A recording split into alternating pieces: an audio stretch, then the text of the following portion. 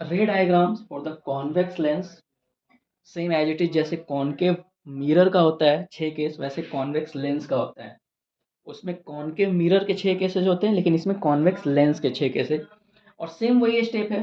जैसे सबसे पहले मैं ये बता दूं कि हमारा ऑब्जेक्ट कहाँ प्लेस होगा। तो ऑब्जेक्ट प्लेस करने के यहाँ 6 पोजीशंस होंगे। वो पोजीशन सबसे पहले आपको याद करना है। ये ऑप्टिकल सेंटर है,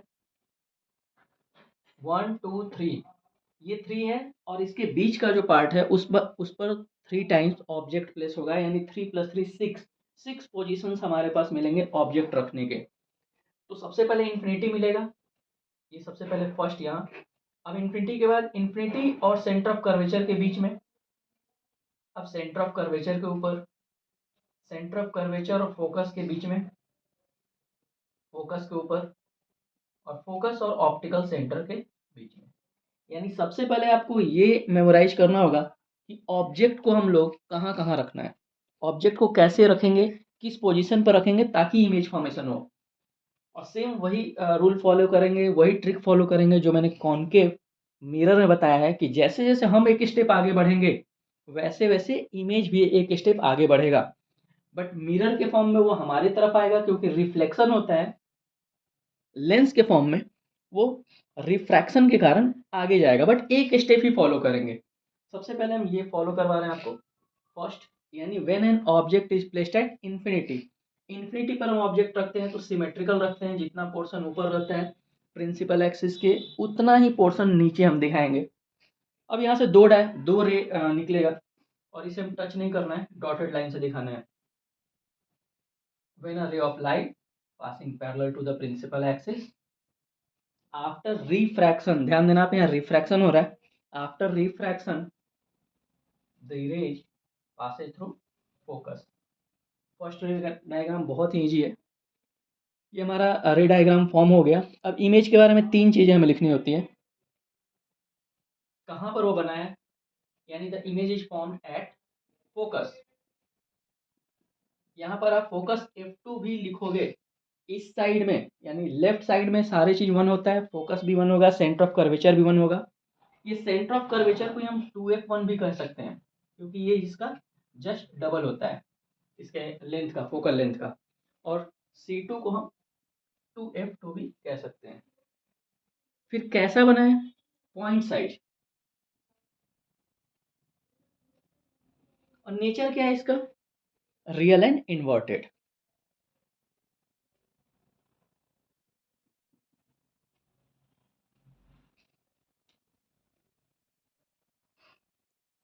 केस सेकंड हम लोग रे डायग्राम फॉलो करते हैं। When an object is placed beyond C, आप देख रहे हो कि first infinity, then beyond C. Beyond C it means centre of curvature के बाद आपको ऑब्जेक्ट को रखना है, वो लाइन के ऊपर ही दिखना चाहिए, प्रिंसिपल एक्सिस के ऊपर दिखना चाहिए। तो अब ये हमारा ट्रिक क्या है कि जैसे अगर हम इन्फिनिटी पर थे तो हमारा जो इमेज था फोकस पे बन रहा था। आप इसे ध्यान दो। अब अगर ऑब्जेक्ट एक स्टेप आगे बढ़ रहा है तो ये भी एक स्टेप आगे बढ़ेगा इस साइड, बट ये रिफ्लेक्शन में इस साइड होगा, यानी फोकस और सेंटर ऑफ कर्वेचर के बीच में, और रिफ्रैक्शन में अपोजिट साइड में होगा। हमें पता चल गया कि ये कहाँ बनेगा, फोकस और सेंटर ऑफ कर्वेचर के बीच में बनेगा, और छोटा बनेगा इससे। तो सबसे पहले एक पैरेलल लाइन ले जाएंगे। जो पैरेलल लाइन जाएगा, कोई भी अगर लाइन पैरेलल जाता है तो फोकस से होते हुए निकलता है। When a ray of light passing parallel to principal axis after refraction, it always passes through focus F2 after refraction. And second रे जो होगा हमेशा ऑप्टिकल सेंटर से ही जाएगा। अब आप देख रहे हो कि सेकेंड रे अगर ऑप्टिकल सेंटर से जा रहा है तो यहाँ क्रॉस हो रहा है, दोनों रिफ्रैक्टेड रे कहाँ क्रॉस हो रहा है, F2 और C2 के बीच में। एरो पर ध्यान दोगे आप, एरो कंफर्म डिनोट करना है। अब इमेज के बारे में लिखना है हमें। इमेज कहाँ बना, formed between F2 and C2। कैसा बना, साइज इससे छोटा होगा, वो smaller than the object.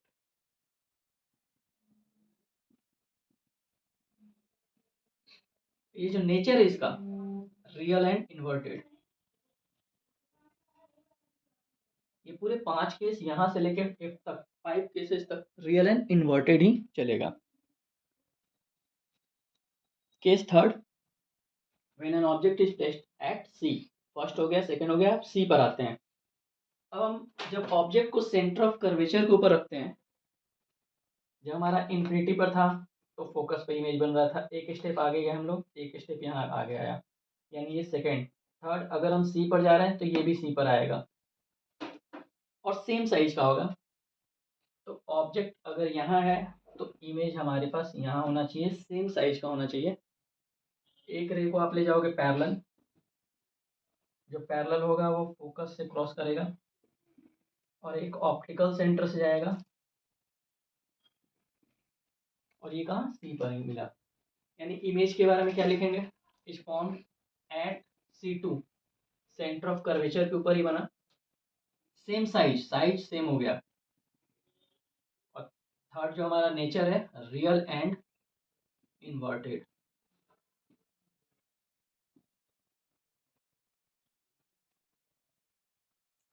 Case 4, when an object is placed between centre of curvature and focus.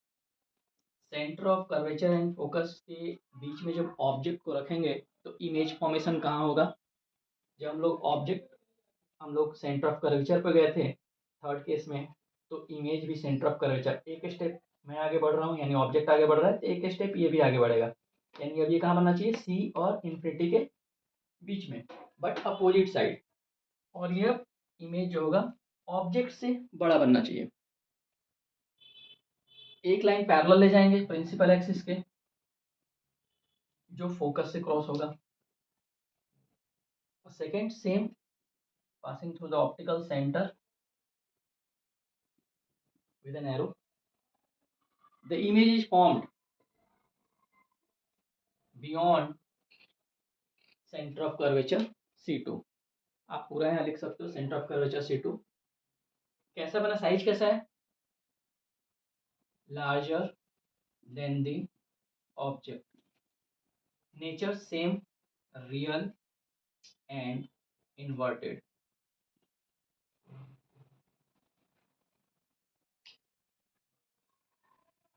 Case fifth, first, second, third, fourth, fifth. अब ऑब्जेक्ट फोकस के ऊपर आ गया है। जब ऑब्जेक्ट को हम फोकस के ऊपर रखेंगे तो इस ट्रिक के अकॉर्डिंग, जब ऑब्जेक्ट को हम फोकस के ऊपर रख रहे हैं तो इस ट्रिक के अकॉर्डिंग जो हमारा इमेज है वो इन्फिनिटी पर बनना चाहिए। एक रे वही पैरेलल जाएगा प्रिंसिपल एक्सिस से, जो फोकस से क्रॉस करेगा, और सेकंड ऑप्टिकल सेंटर से जाएगा। आप देख रहे हो कि ये पैरेलल ही बनना चाहिए। आप वहाँ पर एग्जाम में कॉपी में पेंसिल से ड्रॉ करोगे, इसे पैरेलल ही बनाओगे, और पैरेलल लाइन को फिर एंड करोगे डॉटेड लाइन से, और ये दिखाओगे कि कहीं इन्फिनिटी पर मिलता होगा। ये हम लोग इसे मीट नहीं करवा सकते हैं। तो image is formed at infinity. Size कैसा रहेगा, much larger, much larger than the object, nature same, real and inverted. अब ये लास्ट केस है, केस 6, जो कि वर्चुअल और इरेक्ट होगा, क्योंकि ये ऑब्जेक्ट जो हम रख रहे हैं फोकस और ऑप्टिकल सेंटर के बीच में रख रहे हैं।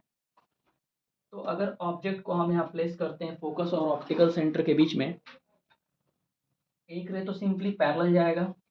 जो पैरेलल जाता है, आप लोग को अब ये रूल याद हो गया होगा, वो फोकस से होते हुए निकलता है।